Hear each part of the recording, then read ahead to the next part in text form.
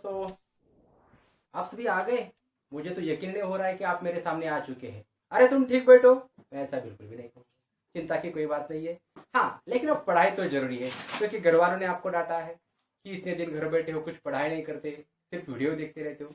हाँ, वीडियो देखो, लेकिन पिताजी को भी दिखाओ कि आप पढ़ाई के ही वीडियो देख रहे हो। ठीक है, अब हंसी मजाक की बातें बंद करते हैं, हम अपने पढ़ाई की ओर चलते हैं। आप सभी 9वीं कक्षा के छात्र हैं और 9वीं के हिंदी विषय के अंतर्गत जो अपना पद्य है, पद्य के अंतर्गत वरदान मांगूंगा नहीं, यह जो कविता जो है, इस कविता की शुरुआत आज हम करने वाले हैं। शिवमंगल सिंह यानी कि सुमन जी द्वारा लिखित जो है यह अपनी कविता है। इसकी शुरुआत जो है आज हम करेंगे और अंत भी आज ही करेंगे, क्योंकि आप तो बड़े बिजी है, आपके पास समय थोड़ी है। इसीलिए जो है आज के आज शुरुआत और अंत दोनों ही एक ही वक्त में, लेकिन वीडियो के अंत में करेंगे, ये अच्छी तरह से याद रखें। तो चलो शुरू करते हम अपनी यह कविता, यानी कि वरदान मांगूंगा नहीं। पहली जो दो पंक्तियां जो है, यानी कि पहला परिचय जो मैं पहले पढ़ लेता हूं और इसके बाद इसका विश्लेषण करूंगा। अगर आपके पास हिंदी की किताब हो तो बहुत बड़ी अच्छी बात है। अगर आपके पास किताब नहीं है तो भी कोई बात नहीं है, आपको जो है यह पंक्तियां जो है आपके स्क्रीन पर आपको पढ़ने को मिल जाएंगी। तो चलो शुरुआत करते हैं। शिवमंगल सिंह यानी कि सुमन जी द्वारा लिखित कविता वरदान मांगूंगा नहीं। पहले आप अच्छी तरह से सुन लीजिए। यह हार एक विराम है, जीवन महासंग्राम है, तिल तिल मिटूंगा पर दया की भीख मैं लूंगा नहीं, वरदान मांगूंगा नहीं। अब देखिए शिवमंगल सिंह यानी कि सुमन जी जो है, इन्होंने कितनी बढ़िया सी कविता जो हमारे लिए रखी है। एक प्रेरणादायी कविता जो है यह हमारे लिए दी गई है। यह हार एक विराम है। विराम जो है इसका मतलब होता है रुकना, यानी कि हमें जो है जीवन में हार मिल जाए तो डरने की आवश्यकता बिल्कुल भी नहीं है। हमें यह समझना है कि चलो थोड़ा सा हमें विराम मिल चुका है, यानी कि आराम मिल चुका है। यह अच्छी तरह से याद रखिए, नहीं तो हम छोटी से हार से डर जाते हैं, घबरा जाते हैं, मायूस हो जाते हैं। यह कोई बात नहीं है, हर किसी के जीवन में हार तो आती ही है। और इसीलिए शिवमंगल सिंह जी जो है यानी कि सुमन जी हमें कहते हैं यह हार एक विराम है, जीवन महासंग्राम है। अपना जो जीवन जो है यह महासंग्राम है, यानी कि आप याद रखिए महासंग्राम जो है इसका मतलब है महायुद्ध। महायुद्ध। सुबह उठे, माँ ने डांटा, क्या कर रहे हो, अब तक नहाए नहीं, कब नहाओगे। मायूस। विद्यालय में गए, अध्यापकों ने डांटा, पढ़ाई नहीं की, फिर मायूस हो गए। यानी कि जीवन जो है यह जीवन एक महासंग्राम है। पल पल आपको जो है लड़ना है, लड़ाई लड़नी है। कभी हार मिलेगी, कभी जीत मिलेगी। कैसे, थोड़ा सा मैं आपको आप ही के उदाहरणों के बारे में समझाना चाहूंगा। सुबह विद्यालय में आए, अंग्रेजी की तासिका, गणित की तासिका, आपसे लिखना रह गया, अध्यापकों ने डांटा, मायूस, यह हार। लेकिन हिंदी की तासिका सब कुछ पूरा, यह एक जीत। यानी कि याद रखिए यह हार एक विराम है, जीवन महासंग्राम है। जीवन में हार और जीत जो है चलती रहती है, इसलिए डरना नहीं है, याद रखिए। इसलिए यहां कहा है तिल तिल मिटूंगा पर दया की भीख मैं लूंगा नहीं। याद रखिए कि जीवन जो है ये महासंग्राम भले ही हो, हमें जो है तिल तिल मिटूंगा, यानी कि तिल तिल मिटना जो है इसका मतलब होता है धीरे धीरे समाप्त होना। यह याद रखिए कि तिल तिल मिटना। अब तिल तिल मिटना जो है यह मैंने आपको बताया है, इसका मतलब जो है यह मतलब है धीरे धीरे मिट जाना या फिर समाप्त होना, तिल तिल मिटना। अब यहां जो आप समझ सकते हैं कि तिल तिल मिटना आपके जीवन में भी जो है यह होता रहता है। इसलिए यहां कहा गया है कि धीरे धीरे समाप्त हो जाएंगे, लेकिन किसी से दया की भीख आप नहीं लेंगे, यह याद रखना है। यानी कि आपको मेहनत कितनी ही क्यों न करनी पड़े, लेकिन आप किसी के सामने हाथ नहीं फैलाएंगे। ये अच्छी तरह से याद रखिए। और इसी ही कहा गया है कि दया की भीख मैं लूंगा नहीं। अगर मान लीजिए कि आपको किसी ने कहा अरे बेटा तुम बड़े उदास लग रहे हो, क्या बात है, अगर आप कहेंगे मेरी माँ ने मुझे डांटा है, मैं क्या करूं। उस व्यक्ति ने कहा कि चलो मैं तुम्हारे माँ से कुछ समझा कर बता दूं, बिल्कुल नहीं। किसी से भी दया की भीख जो है लेनी नहीं, अच्छी तरह से याद रखिए। और इसलिए कहा गया है कि तिल तिल मिटूंगा पर दया की भीख मैं लूंगा नहीं। यह जो शिवमंगल सिंह जी जो इन्होंने बहुत अच्छी तरह से कहा गया, यह हार एक विराम है। आप जो भी नया कार्य शुरू करेंगे, हो सकता है कि आपको कुछ ना थोड़ी सी हार तो मिल ही जाती है, हर किसी को यह हार जो है मिल जाती है, लेकिन डरने की बात नहीं है, क्योंकि यह जीवन ही महासंग्राम है। आज कौन सा भी कामयाब इंसान देखिए, वह कामयाब कब हुआ, जब उसने नाकामयाबी की सीढ़ियां चढ़ी, तब वह जो है कामयाब हुआ है। लेकिन कभी उसने किसी के पास भीख नहीं मांगी। वैसे ही हमें भी सीखना है कि यह हार एक विराम है। आप जीवन में हार गए, कोई बात नहीं है, डरना नहीं है, समझना है कि नाकामयाबी कामयाबी की पहली सीढ़ी है, ऐसा समझकर आगे चलना है। यह अच्छी तरह से याद रखिए। और इसीलिए जीवन को महासंग्राम कहा गया। क्यों है महासंग्राम? छोटा सा बच्चा जन्म लेता है, रोते हुए जन्म लेता है। उसके बाद जो चलना सीखता है, वह भी गिरते उठते चलता है। उसके बाद आप जैसे बड़े छात्र जो 9वीं में आ जाते, कैसे आ जाते? अपने आप ही। कुछ कष्ट उन्होंने नहीं उठाए हैं। कौन से कम विद्यालय आना जाना, अध्यापकों से सीखना, कुछ ना कुछ जीवन में करने की सोचना, यह सभी जो है यह जीवन का ही एक हिस्सा है, महासंग्राम है। और इसलिए आप याद रखिए, आपको किसी से भी दया की भीख लेनी नहीं है, यह आज ही पक्का कर लीजिए। किसी से आप दया की उम्मीद मत रखिए कि आप पर कोई एहसान करेगा, दया दिखाएगा, बिल्कुल भी नहीं। और इसीलिए यह अच्छी तरह से याद रखिए, हमें स्वाभिमानी बनना है। किसी से जो दया की भीख नहीं मांगनी है। वरदान जो है, दया का वरदान जो है, यहाँ कहा गया कि दया की भीख मैं लूंगा नहीं, वरदान मांगूंगा नहीं, किसी से भी मैं कुछ उम्मीद नहीं रखूंगा, किसी से कुछ सहायता जो है बिल्कुल भी नहीं मांगूंगा, ऐसा यहाँ कहा गया। अब अगली पंक्ति जो है इसी कविता की, वरदान मांगूंगा नहीं, इसकी शुरुआत जो हम करते हैं, पहली पंक्ति उम्मीद है आपको समझ में आ गई होगी। इसमें क्या कहा गया है कि किसी से भी दया की भीख लेनी नहीं है, यह आप अच्छी तरह से याद रखिए। अब अगला परिचय जो यहाँ कहा गया है, स्मृति सुखद प्रहरों के लिए, अपने खंडहरों के लिए, यह जान लो मैं विश्व की संपत्ति चाहूंगा नहीं, वरदान मांगूंगा नहीं। याद रखिए, स्मृति सुखद प्रहरों के लिए, स्मृति यानी कि यादें। अब यह स्मृति जो है यानी कि यादें बनाने के लिए, अब यादें कैसी बनती है? सुखद यानी कि आनंददायी। आनंददायी यादें बनाने के लिए हम क्या करते हैं कि आपने जो खंडहर जो है, खंडहर यह शब्द जो है यह याद रखिए, खंडहर इसका मतलब होता है टूटे फूटे मकान, टूटी फूटी इमारतें। यह टूटी फूटी इमारतें जो है इसे कहा गया खंडहर। और जो खंडहर जो है इनके लिए यानी कि स्मृति सुखद प्रहरों के लिए, यादगार ऐसी सुखद ऐसी यादें बनाने के लिए, जो अपने सपने हैं, मैं बड़ा हो जाऊंगा, बड़ा सा घर और तरक्की करूंगा, बढ़िया सी गाड़ी, यह सब कुछ जो है ये सब कुछ खंडहर बनने वाले हैं, कभी ना कभी जो है ये नष्ट होने वाले हैं। और इसीलिए याद रखिए, इसके लिए अगर आपको कोई मुफ्त में संपत्ति दे तो ना कह दीजिए।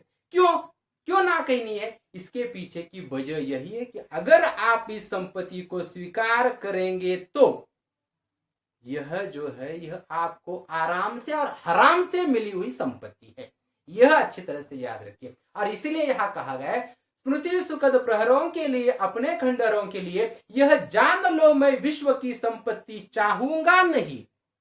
यह जान लो, मेरे पास जो सपने हैं, खंडहर बनाने हैं, इसके लिए जो संपत्ति मुझे चाहिए, यह जो है विश्व की मुफ्त में मिली हुई संपत्ति मुझे नहीं चाहिए। ऐसी संपत्ति जो आप बिल्कुल भी मत लीजिए। यानी कि यह खंडहर बनाने के लिए अगर आपको पूरे विश्व की संपत्ति यो ही कोई दे जाए, थोड़ी देर के लिए स्पष्ट शब्दों में कह दूं, भीख समझकर आपको दे दे, भिखारी समझकर आपको भीख दे दी, आप लेंगे? मैं जानता हूं आप बिल्कुल भी नहीं लेंगे, क्योंकि आप स्वाभिमानी हैं। और इसलिए यह कहा गया, यह जान लो मैं विश्व की संपत्ति चाहूंगा नहीं। विश्व यानी कि संसार, यानी कि आप यहां समझ सकते हैं पूरी की पूरी धरती, इस धरती पर जितनी भी संपत्ति है, यह सारी की सारी संपत्ति यानी कि विश्व की संपत्ति उसे कहा गया। यह याद रखिए, हमें अपने स्मृति सुखद प्रहरों के लिए, हमें अपने यादगार रंगीन ऐसे महलों के लिए मुफ्त की संपत्ति जो ये बिल्कुल भी नहीं चाहिए। और इसलिए कहा है, यह जान लो मैं विश्व की संपत्ति चाहूंगा नहीं। मुझे विश्व की संपत्ति जो है बिल्कुल भी नहीं चाहिए, और मैं इसे प्राप्त करना ही नहीं चाहता, और हर किसी को ऐसे ही बनना है। याद रखिए, ऐसे टूटे खंडहर जो आप बनाएंगे, अगर इसके लिए जो है आप वरदान मांगेंगे कि मुझे घर बांधना है, मुझे थोड़े से पैसे दे दो, नहीं, यह जो है हमें लज्जा उत्पन्न करने जैसा है। इसलिए आप जो ऐसा वरदान किसी से मत मांगिए। अगर आपको घर बनवाने हैं तो खुद के बलबूते पर ऐसे मकान बनाइए, लेकिन किसी से वरदान मत मांगिए। ऐसा ही यहाँ शिवमंगल सिंह जी जो है, इन्होंने हमें समझाया है कि आप अपने सपनों के लिए मुफ्त की संपत्ति जो है, विश्व की संपत्ति, यह बिल्कुल भी मत प्राप्त कीजिए। अगर मिले तो उसे ना कहिए, नहीं कह दीजिए मुझे नहीं चाहिए, ऐसा आप कह दीजिए, तभी यह हो सकता है। नहीं तो आजकल स्थिति विपरीत है। मुफ्त में जो मिल जाए वह अपना, रास्ते पर 500 रुपए मिल गए, जिसने पहले देखे उसके, सही है, बिल्कुल भी नहीं। ये अच्छी तरह से याद रखिए, मेहनत करके 1 रुपया आप कमाते हैं, वह भी बड़ा है 500 से। आप ऐसे ही जो संपत्ति बनेगी मेहनत से, वही अपनी संपत्ति, मुफ्त की संपत्ति प्राप्त करके क्या करेंगे। इसलिए कहा गया है, वरदान मांगूंगा नहीं। हम बिल्कुल भी वरदान न मांगे, ऐसा कहा गया। आगे जो है इस परिच्छेद इतना बढ़िया है कि मान लीजिए कि आप इसे सुनकर ही खुश हो जाएंगे। क्या हार में क्या जीत में, किंचित नहीं भयभीत में, संघर्ष पथ पर जो मिले, यह भी सही वह भी सही, वरदान मांगूंगा नहीं। देखिए कितनी बढ़िया सी पंक्तियां है। क्या हार में क्या जीत में, आप हार जीत तो आप जानते ही है, यानी कि कभी कभी जो हम संघर्ष पथ पर जब निकल जाते हैं, जीवन में कभी कभी जो है हार मिल जाती है तो कभी जीत मिल जाती है। किंचित नहीं भयभीत में, यहां देखिए क्या कहा गया, क्या हार में क्या जीत में, किंचित नहीं भयभीत में। हार में जो मिलेगा मेरा ही, जीत में जो मिलेगा मेरा ही, इसलिए मैं किंचित भी भयभीत नहीं हूं। यह याद रखिए, यानी कि किंचित का मतलब होता है तनिक। अब यह आप समझ सकते हैं, किंचित मतलब होता है तनिक, यानी कि थोड़ा सा भी मैं भयभीत नहीं हूं। और यही हमें समझने की आवश्यकता है, हमें थोड़ा सा भी भयभीत होने की आवश्यकता नहीं है। हम क्यों डरे?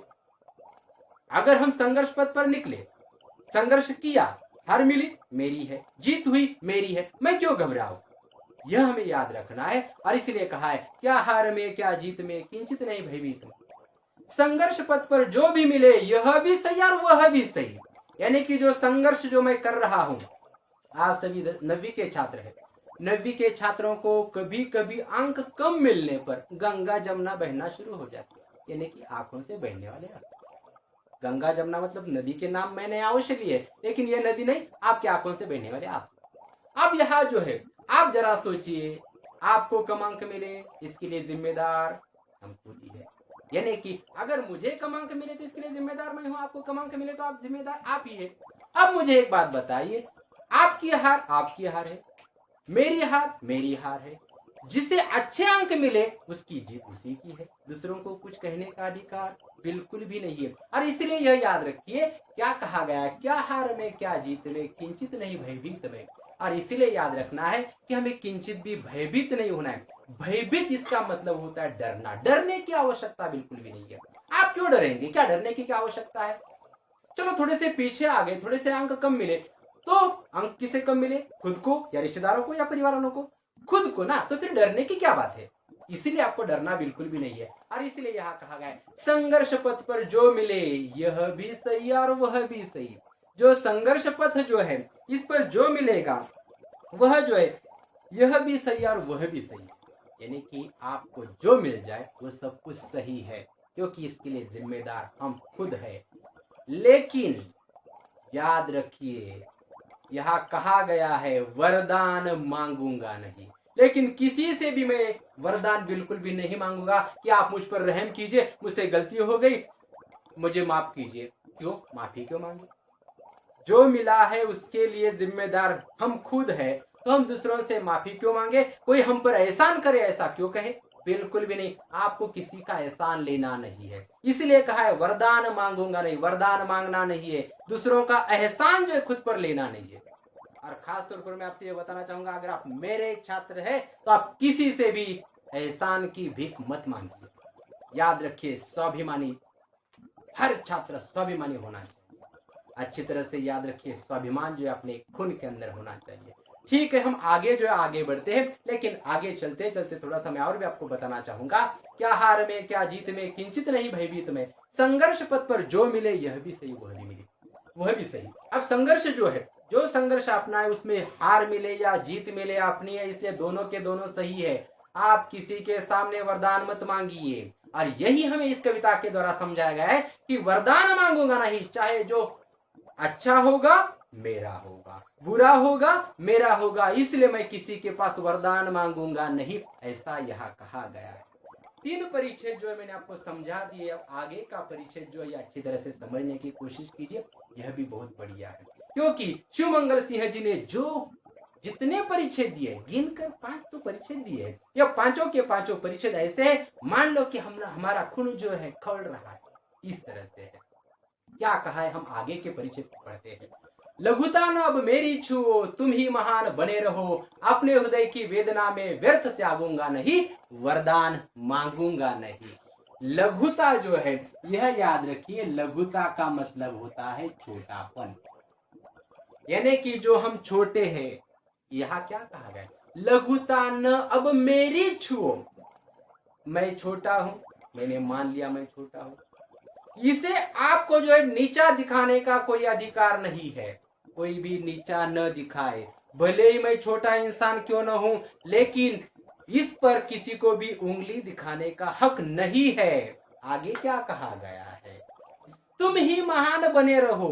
महान बनने का बड़ा शौक है तो तुम महान बनो, मुझे क्या महान बनने की आवश्यकता है, तुम ही महान बने रहो, ऐसा कहा गया है। इसलिए क्या कहा गया है, याद रखिए, लघुता न अब मेरी छू, तुम ही महान बने रहो।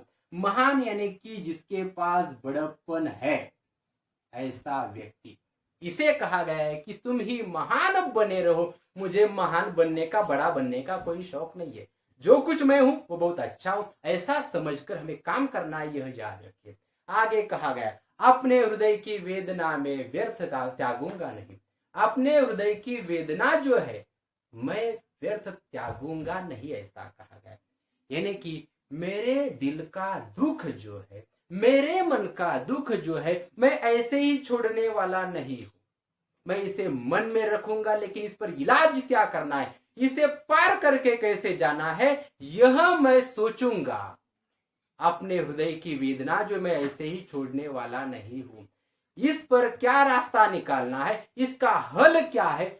याद रखिए, जीवन में परेशानी किसे नहीं होती, कठिनाई किसे नहीं होती है, हर किसी को होती है, लेकिन रास्ता जो है हमें ही ढूंढना होता है। और इसीलिए आपके हृदय में, दिल में जितना दर्द है, उस दर्द को आप जो है एक ज्योति के समान रखो, हमेशा वो आपको याद रखे कि हाँ ऐसा हुआ था और मुझे इसे पार करके आगे जाना है। और इसलिए अपने हृदय की वेदना में व्यर्थ त्यागूंगा नहीं, वरदान मांगूंगा नहीं। यानी कि मेरी हृदय की वेदना जो है मैं त्यागूंगा।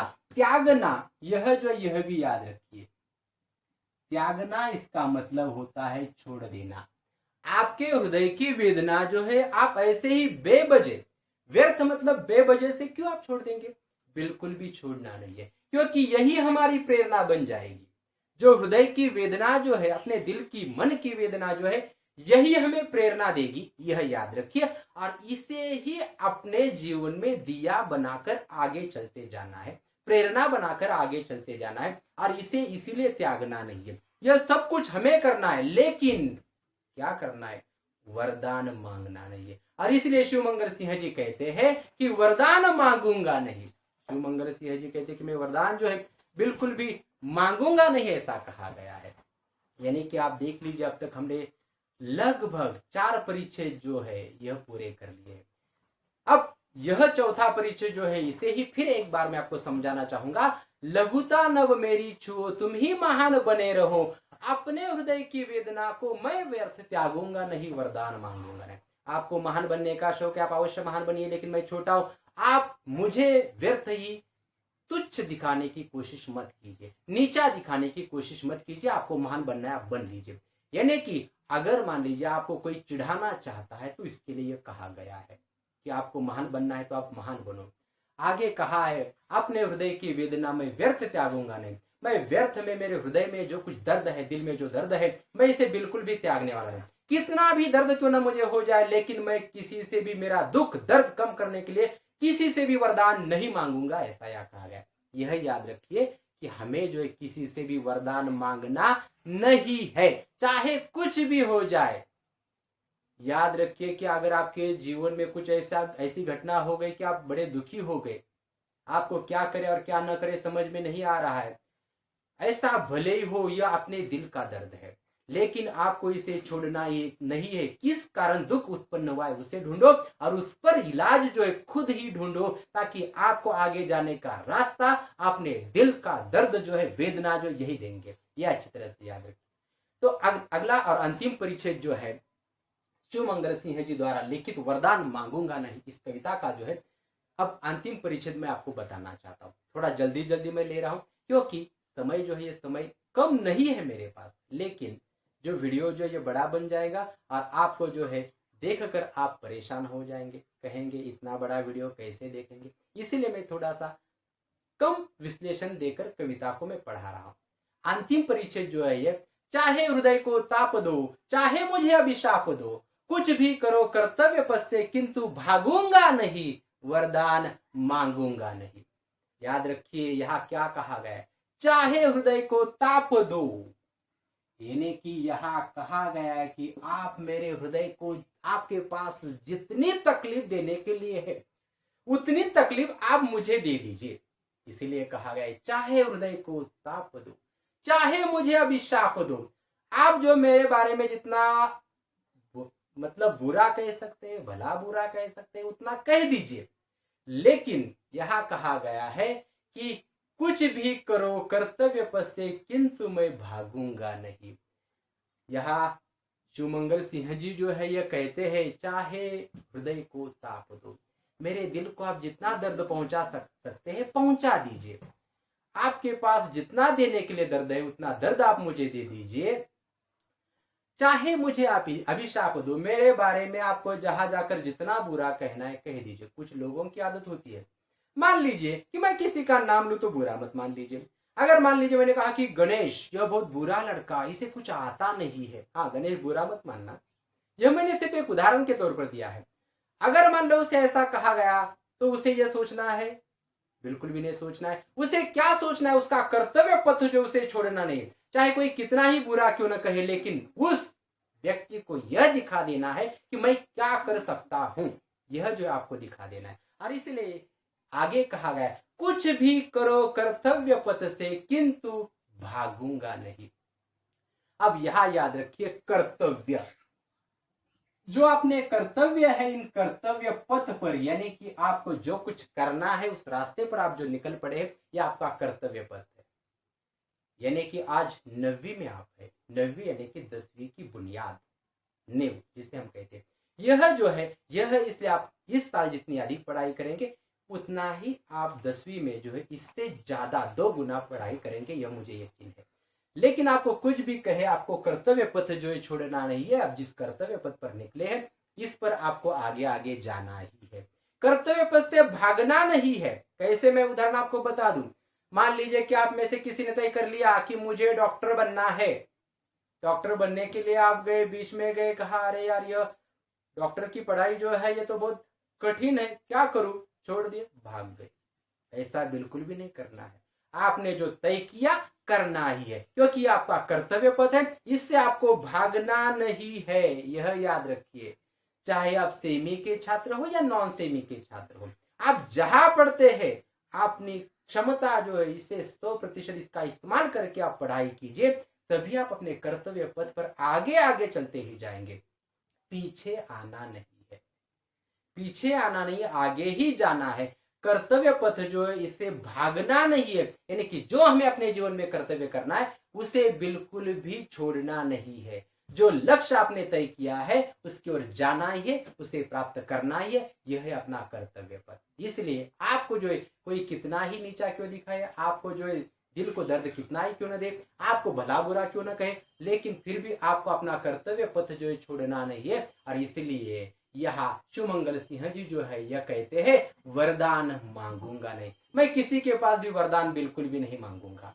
याद रखिए, वरदान किसी से भी मांगना नहीं है, जो कुछ करना है खुद के बलबूते पर करके हमें दिखाना है। यही सुमंगल सिंह जो हमें